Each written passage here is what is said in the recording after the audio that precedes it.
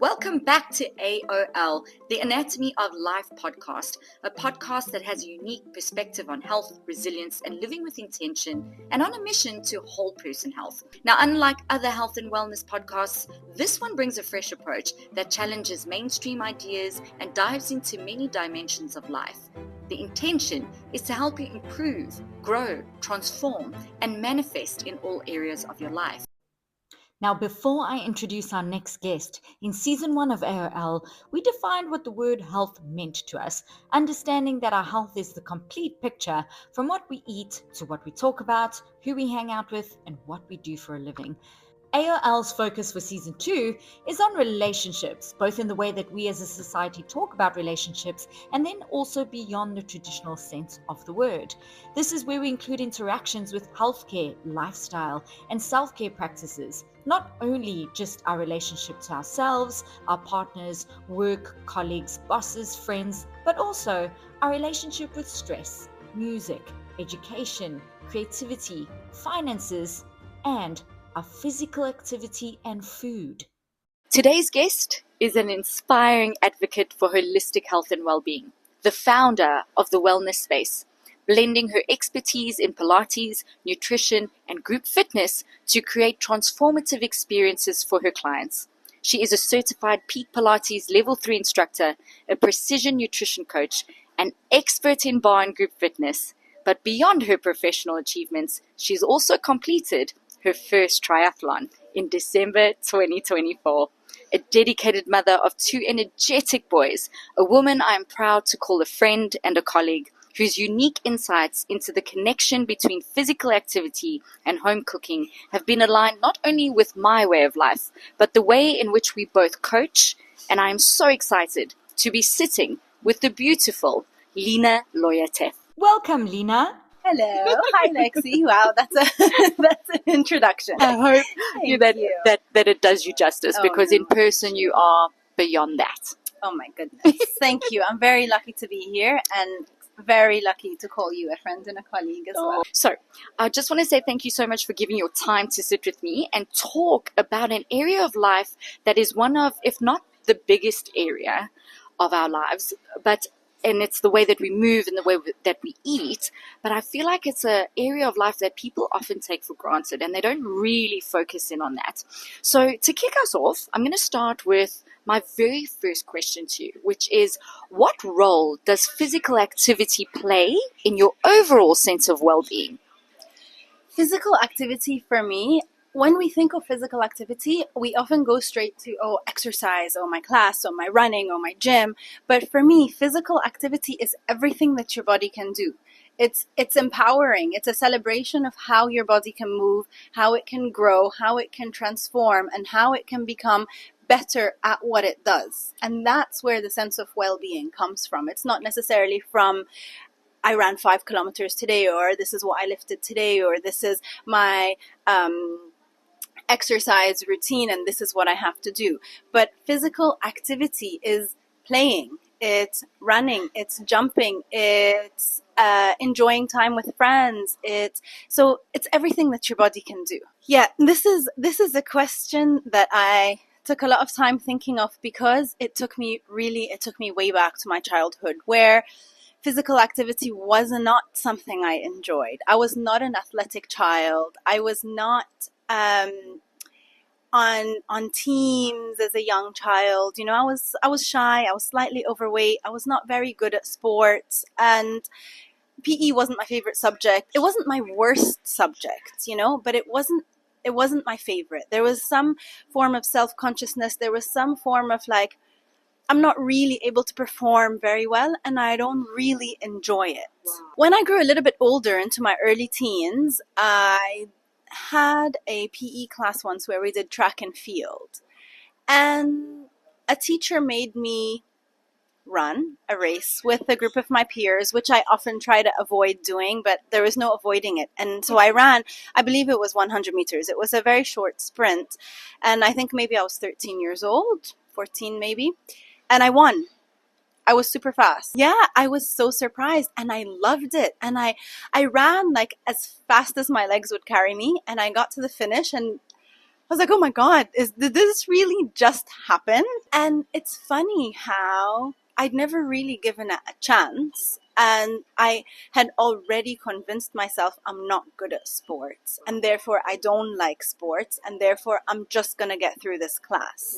And when I won that race, I was like, maybe I can be good. I even enjoyed it, you know? So that whole season of track and field, you know, in school, how PE, like it happened by chance. And then I got selected to race in a competition, like inter-school tournament for track. Wow. And as I grew older, I became worse at the sprints, but I became better at the long distance. So I would start running the 800 or the 1500. God, I loved it. Wow.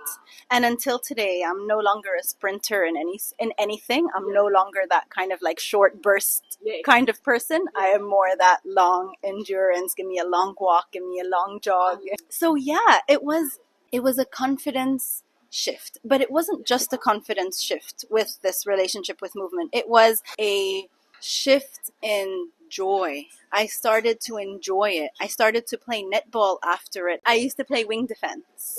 No way. Oh my God. That's crazy. I haven't played in like 20 years. And that's where my journey with movement really started. And it started with joy and success, you know, but it quickly turned into this desire to lose weight and this desire to look better and this desire to be better and to start doing it because I want to create this change in my body. Okay, now I'm good at running, so maybe I can use that to change what I hate about me as a teenager, as slightly overweight, as slightly, you know. And I started to do it not because I was enjoying it and because I was good at it, but because I wanted it as a tool to achieve that weight loss.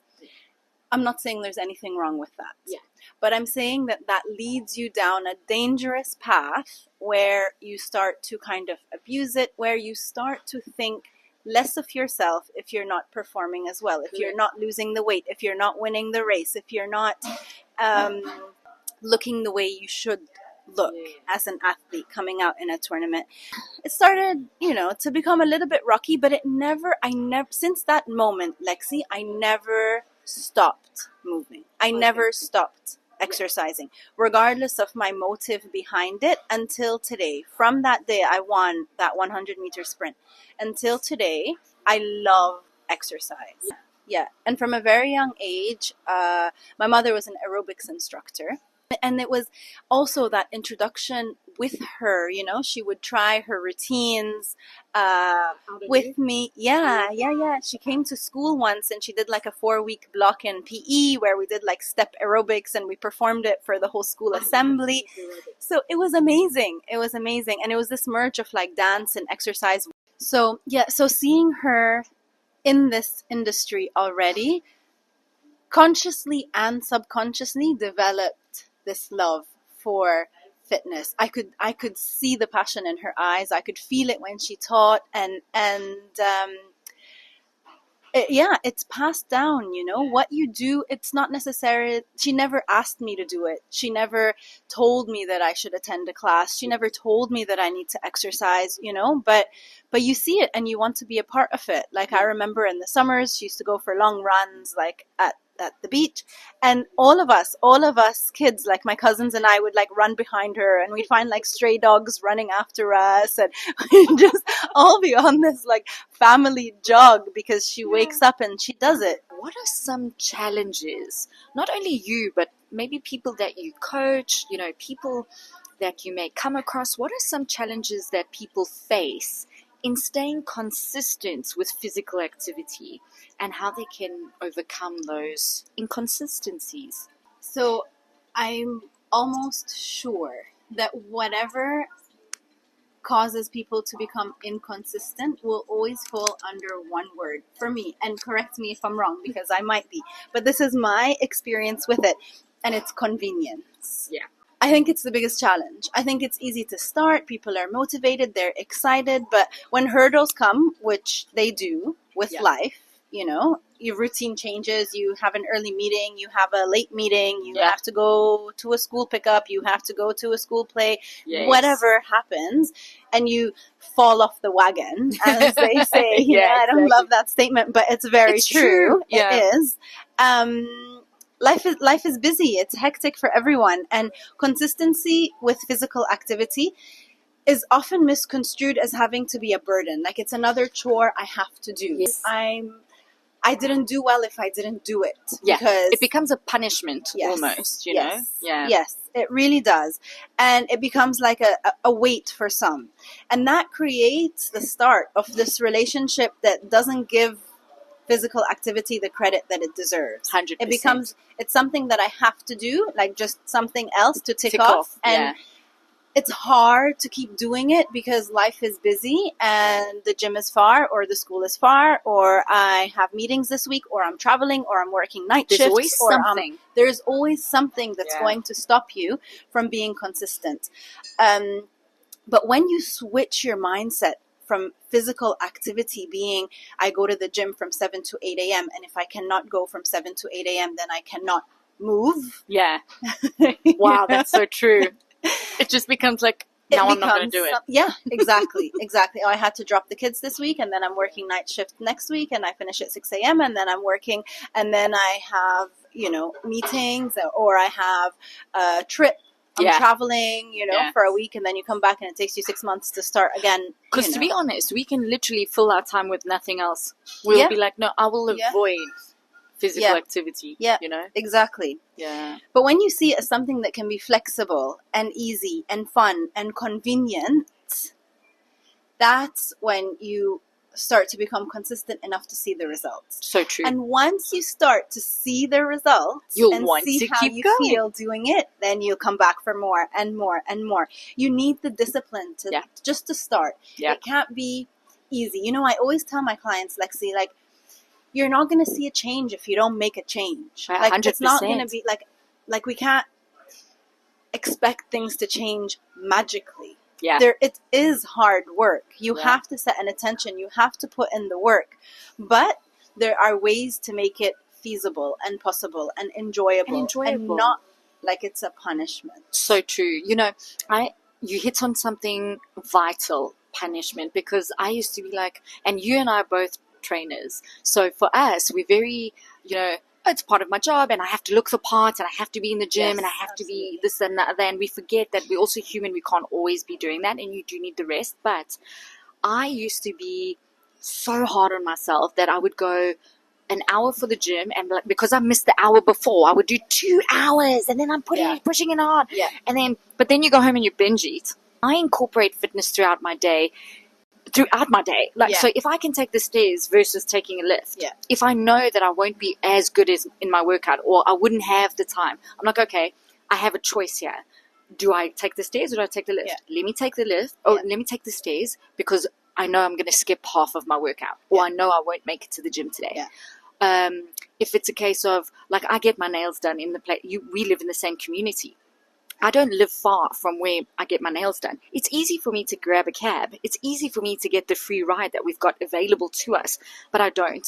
I'm like, it's such a beautiful day. Let me walk. I know I'm not going to work out today. This is probably the only exercise I'm going to get. Plus, I get to pop in a podcast or pop in some music. Absolutely. And then I'm killing like a few birds with one stone. I'm out in nature, breathing fresh air. I'm getting vitamin D. I'm taking a walk. You forget that you can actually, like you were saying, switch the narrative in your head. Look at it as, it's a beautiful walk in a beautiful place. It's the switch in your brain as to how it will make me feel. If I do this now, I'll feel good. Absolutely. And then it doesn't matter if I went to the gym or not. I still took a walk. Yeah. And it's giving yourself that reaffirmation of everything's okay. Everything is good. It's that all or nothing mindset, mentality, which really is so detrimental. And it's so hard to get rid of. Wow. You know, like it True. really is, you know, like you feel like, oh, I didn't go to the gym, so whatever, I might as well not tomorrow. I'll start next week. Or I ate a burger with fries, so I'm just going to have that chocolate for dinner. And then I'm just going to have a muffin. And then I'm going to, yesterday was such a disaster, I'm going to have donuts for breakfast. It like spirals. It does if you let it. Yeah, it's so true. I love that. And the change in the switch is important. It's definitely a good takeaway. So if you're listening to this, know that it's about choosing to switch your mindset. And it's in the moment. Absolutely. And it's once you're in the moment and you can recognize, oh, okay, I got a choice here. Yeah. When you do it in the moment, that's when you see transformative change. Consistently. And you do it every moment. Yes. Okay, so how does physical activity contribute to mental and emotional health? I'm just going to talk from my point for a quick hot second. I think that regular movement, not only does it boost your serotonin production, once you move, your brain works better. It just does. It does. And I know there's a science behind it. And you are because of that hormone secretion, but you also are because of the blood circulation. Yes. So it is reaching your brain more. Oxygen. So there is that physical aspect. Okay, we know that physical activity will strengthen your muscles. It'll strengthen your heart. It'll keep you mobile. So we know these physical benefits that you would get from being active. But the more important is, like you said, feeling good, feeling happy, that feeling that you get after the exercise, whether or not you kind of endured it or you enjoyed it during the movement.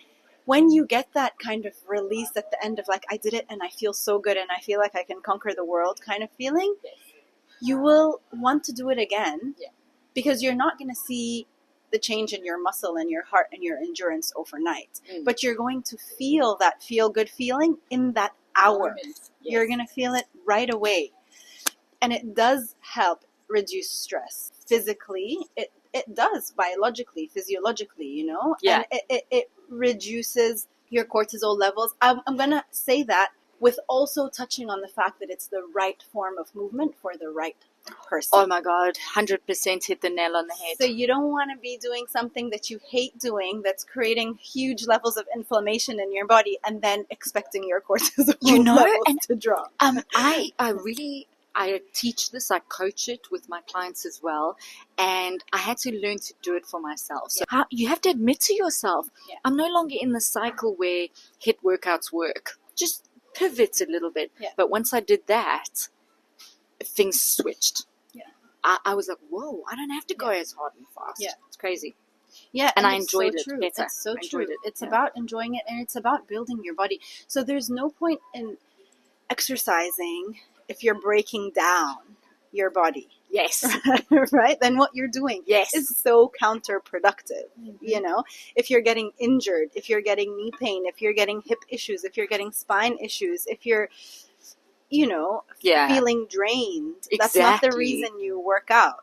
No. It's quite the opposite. And I'm not saying that your workout should be easy and you work hard, you should feel the burn, you should grow your muscles. 100%. But in the way that works for your body. And so much out there. You will find makes you happy, what decreases inflammation in your body, and what works for you to see the results that you want to see. Absolutely. It makes you more, and what makes you more energetic? It makes you more confident. It gives you like an outlet, an escape, time for you, time to switch off. And for this hour, I don't have my phone. This is for me now and for me in the future. And that's an empowering mindset. That's going to change your do it for your future self. Emotional and your mental health as well. I want to be strong 20 years from now, 30 years from now, 40 years from now. I want to be lifting up my grandbabies. Yes, exactly. I'm very happy that I can lift my kids. I want to lift their kids. Very important. So now that we're talking advice, we're moving into that section. What advice would you give someone trying to integrate movement into a busy lifestyle? I mean, I know you're a mom of 2 energetic boys and you're also working. You do so many events around you. I love seeing your socials. And how can you incorporate it or advise someone that is that busy? How can they incorporate their physical movement? Start with something that is easy for you. Yeah. Start with something that is close to you, that is easy to get to, that you enjoy. So it could be a walk downstairs. Yeah. It could be a YouTube video because you can't leave the house. It could be a routine that kind of you do as soon as you get out of bed. But something that is easy. It doesn't have to be long. It doesn't have to be every single day. But it has to be convenient and it has to be enjoyable so you can be consistent. If you're not consistent to begin with, so that you start to see those results, it's going to be hard to insist on incorporating that into your everyday busy life. We're going to go back to that first question of like the hurdles are going to come, you know, and you're going to slip off and you're going to find it hard to get back. And understanding that that's part of it. Yeah. It's part of it. It's part of it. The convenience has to fit in with those hurdles. Yes. You know, I have 20 minutes. I have to find them in the day. Okay, this morning was a busy morning. I'll do it right before I go to bed. I don't really love doing it before I go to bed, but I'll do it. Because I didn't have time today.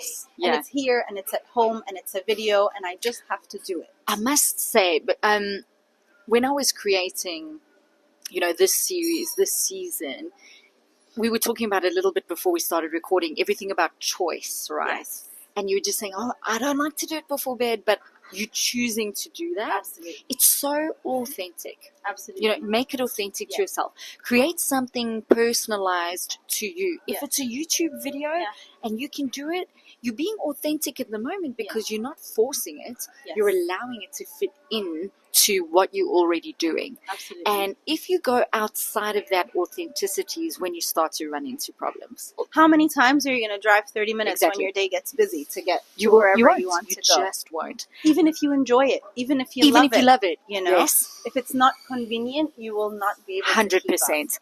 I find that something a lot of, specifically women, we struggle with that. Because we do so many things. We do so many things. And it's like, I have to do all the things. Yeah. No. Yeah. You don't have to do all the things. You can be flexible on those certain things. And physical activity can be one of those things you're flexible on. You can, and you can be flexible while also having it as a non-negotiable. Exactly. Yes. It has to be a non-negotiable. Yeah. So how can listeners create a movement routine that feels enjoyable rather than a chore? You know, I wanted to have like a creative answer for this, you know, to give people, you know, like this magic, you know, formula. But I always went back to, you just have to try. You have to try different things and see what's enjoyable to you. But you are so right, because this is what a lot of, you know, I went from personal trainer to health coach. Yeah. And I'm trying to shift the focus for a lot of my clients to see me rather as a health coach and personal trainer as secondary. Because health coaching, as you know, is so much more abundant in what we can teach. And I struggle with the exact same thing. Like, I'm telling them all about my health coach. So where are your Pilates classes? Yes. I'm like, I love my Pilates classes. But can I just introduce you to this world? Yeah. And this is, the podcast is all about that, because I feel like they miss the point. I've got to do all these fancy things. I'm like, there's no magical. I'm not going to come with a beautiful rabbit hat and just pull out all these magical things. You're going to have a six-pack tomorrow. This is about your life. Absolutely. And it isn't, life is magical, but it isn't all these beautiful roses. It is as simple as 1, 2, 3. Yeah. And that's what I'm trying to teach people. We always highfalutin it, or we always make it more than what it is. Yeah. And like going back to that question, creating the movement, like you were saying, has to be authentic, has to be convenient. It's simple. Yeah. Do you like it? Do you like it? Can you do it? If you don't like it, you try something else. Exactly. But I love that. I like that you said, I don't have a magical answer, because we actually don't. We're not going to wave our wand. And you can't do the work for anyone. Exactly. You got to do it for you. But yeah, it really is. Give different classes a chance. Give a morning walk a chance. Give an evening walk a chance. Go for a swim if that's available to you. Focus on the way your body feels after you've completed the activity, whatever it may be. So do you feel depleted? Do you feel exhausted? Do you feel unhappy? Okay, this wasn't bringing you joy. You try something else. Do you feel energized? Do you feel happy? Do you feel like you want to do it again? You do it again. Yeah. You know, and that's how you find that routine that's enjoyable. Do what sparks joy. Even with that, and you do have joy. There's going to be days where you don't feel like doing it. Oh, yeah. Like, I love Then it it, but I becomes discipline. just don't feel like it. Yeah. Then it becomes discipline because you know you enjoy it. You know you like it. You know it's easy and you just don't feel like it. You just don't feel like it. Wow. You really are pulling back the curtain and be like, I want to see you guys. I want to see your real you. But that's the point, really. Yeah. Let's talk about, do you believe that small bursts of movement can be as impactful as longer workouts? So the main takeaway here, or the like, I've underlined the word impactful 3 times because what defines impactful is your goal. Yes. You know, so it's impactful if it helps you achieve what you want to achieve. Correct. Yeah. So if you want to achieve, if your goal is to increase circulation, improve your mood, and then a quick 5-minute dance party with your kids will get your heart rate up, it'll get you moving, and it will count. 100%. It'll leave you feeling good, and it will leave an impact on your overall health if it's something you do every day, you know? Yeah. Like you wake up, we have a 5-minute dance party, we come back from school, we have I a love 5-minute dance party, we go to bed, we have a 5-minute dance party. That's 15 minutes. Exactly. Yeah, exactly. But if your goal is to build muscle, for example, you know, you need to build your muscle mass, you need to work hard in strength training, then you'd probably need a more structure and longer regimen to achieve that goal. However, I believe really, truly, from the bottom of my heart, Lexi, that everything counts. Yeah. And I believe that something is always better than nothing. Absolutely. You know? Absolutely. And so doing lunges and squats and jumping jacks while you're doing the dishes on repeat, you know, like I'm going to do 10 squats and I'm going to wash a plate. Small, consistent actions. Absolutely. Like the short walks are going to complement the longer, the structure workout. So they do complement each other, you know. When you're cooking, for example, saying we're talking about cooking, like how many minutes do you sit like scrolling over your phone, just stirring, you know, like waiting for that stew or whatever it is to simmer? Yeah. How many squats or lunges could you do in those 10 minutes? And you didn't really waste any time doing anything. So these small bursts, they do count. Yes. They do. But it really, when it comes to being impactful, it depends on what your goal is. You know? I agree. 100%. So how can health coaches help clients shift their mindsets around exercise from punishment? We touched on this, but how can health coaches help clients shift their mindsets around exercise from punishment to self-care? Because this is the battle I feel like every day of my life with my clients. Yeah. They feel like exercise is a punishment. Yeah. I have a coach actually, and like her words really came so clear to me when I read this question. And she always focuses on be clear on your why. Oh, I love. Why are you choosing to exercise? Yeah. Addressing how clients feel about their body, how they feel about their strength, how they feel about their endurance, how they feel about their fitness, you know? Why are you exercising? For your strength, for your endurance, for your health, for your fitness? As a teenager in my early 20s, for example, my goal was always to lose weight. If anybody gave me any form of advice when it comes to health, all I could hear was blah, blah, blah, blah, blah, blah, blah. How am I going to lose weight? Yes. You know? Yeah. And I didn't like the way my body looked. I wanted to get fit and strong, and not because I loved my body, but because really I wanted it to change. Yeah. You know?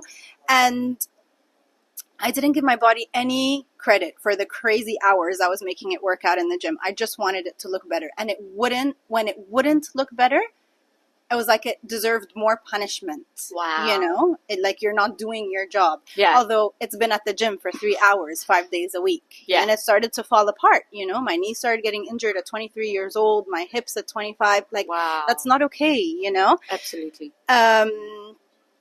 So I just wanted it to look better. But when you're clear on why you're doing this and what the benefit is for you in the long run, you slowly switch from, I hate this, it's torture, to I'm breathing better, I'm running faster, I'm lifting heavier, I'm holding it for longer. And there's a magical power to that. There really is. Your body is amazing, and if you care for it and train it, it will continue to amaze you into your old age. And that's why I feel like shifting from I'm punishing this body, which is actually doing the work you want it to do. 100%. So true. to I'm taking care of it so that it can take care of me. Yeah. In the future. I think these are, if we talk about magic, that was magic. What you just said, those are the golden nuggets. So as a personal trainer and also as a Pilates instructor, I take the opportunity to instill that in the clients in the class. Yeah. So while they're in that hard Absolutely. rep, that's when I say to them, right, You remember, give yourself a little smile, trick your brain, remember why you're doing this. It feels hard now, but you're doing this for a reason. Remember that and I always say to the ladies, when you walked through that door, half your job was done. Yeah. The fact that you made it to that class, be super grateful to that body, that it took the steps to get you to that door, that your hand opened that door for you, that you could sit down on that mat. And I always say be super grateful for the way in which your body moves, because there is many people in the world that just don't have the opportunity to move that way. Absolutely, 100%. So, and 100%. In that moment. And I really do believe, I believe, Lexi, our generation, and even more so our parents' generation, were doomed by this weight loss obsession, by this relationship with exercise and food that it just became, this I don't know, thigh gap. It's actually genetic. Yeah. And I didn't know that. Yeah. And I would work myself to the bone trying to get a thigh gap. And ladies, if you're listening to this, the thigh gap is a fallacy. It is based on if you actually have a thigh gap or not. Yeah. Exactly. No. And like this obsession, it ate away at our muscles. It damaged our bones. Our mental state. It just did us dirty. That was the source of this kind of relationship with exercise. That you have to exercise to lose weight. Yeah. And that's something that I coach as well. And I'm not sure if you do the same with your clients, but actually the weight loss in the gym is not what's helping you lose weight. And we're going to get to the part that does help you lose weight. Yeah. The losing weight is the kitchen. But what are 3 actionable steps that listeners can take to reconnect with their physical activity this week? And guys, could do it today. Yeah. What are your 3 actionable steps? So, my 3 actionable steps are actually all going to feed off each other. I love that. So, I'm going to ask you to go outside for a walk. That's your first actionable step. Wherever you are, even if you're like taking laps in the balcony or in the parking lot or wherever is convenient for you, go outside, take a walk, and when you come back, that's the first step. So you go outside, you take a walk for however long you can, 5 minutes, 10 minutes, 30 minutes, 60 minutes, whatever it is. When you come back, I want you to take a moment and write down what you appreciate most about your body. What does it do for you every day, and how does it keep holding you up? How does it keep you going every single day? That's number 2. You write what you love about your body. Actionable step number 3 is you set an intention to keep moving that amazing body consistently and with appreciation. Either by doing more of those walks, if you love it. I love that. Or signing up for a dance class at that spot with that intention. Hiring a PT, going to Pilates, commit to one activity, register, book it, make that call. Write that intention somewhere where you can see it and start making it your non-negotiable. It's so funny because I answered the questions myself as well. And you told me literally a couple of minutes ago, you were saying a 5-minute dance class, or a 5-minute dance off with your kids, a dance party. Yeah. My 3 actionables is similar. I was 1, take stairs. Yeah. In the moment, if you see stairs, take them. Yeah. 2, dance for 5 minutes. Even if you're brushing your teeth, you're making your morning coffee, wiggle your hips from side to side. You don't need a gym. You don't need membership. You don't need equipment. You just need your 2 feet and your 2 hips, and you wiggle them from side to side. And you just get into the move of like roll your shoulders a little bit. Even if you're in traffic, roll them shoulders. Just do something. And the 3rd for me was walk after meals. So I'm definitely enjoying your 3 actionable steps. I'm taking that wholeheartedly and I'm doing that. The intention, the writing down is so vital, because a lot of people are like, oh, I don't have time to write this down. Like, write it down. Write it down. Write it down. Even if it's on your phone. Like, we send 7,000 text messages a day. One of those typings can be a little note in your Yalla, guys. Setting that intention. I love that. Yeah. Absolutely. So, Lina, we're not just going to talk about physical activity. One thing that I thoroughly enjoy when I watch you on Insta or when I bump into you in a workshop at work. You and I are very similar. At any given time, someone can open our bag and there's a snack in there. Always. Or a meal. Always. Always. So that's why I wanted you to talk to me about, or just, do you think there's a perfect diet? And that's a wrap for part 1. Thank you so much to Lina for joining me as we discussed our relationship with physical activity. This was part 1 of a 2-part episode series, so stay tuned for the release of part 2, where we discuss our relationship with home cooking and how the two are interlinked. If you found this episode helpful, please subscribe, leave a review, and connect with me on social media. I want to keep this conversation going, and here is to your health.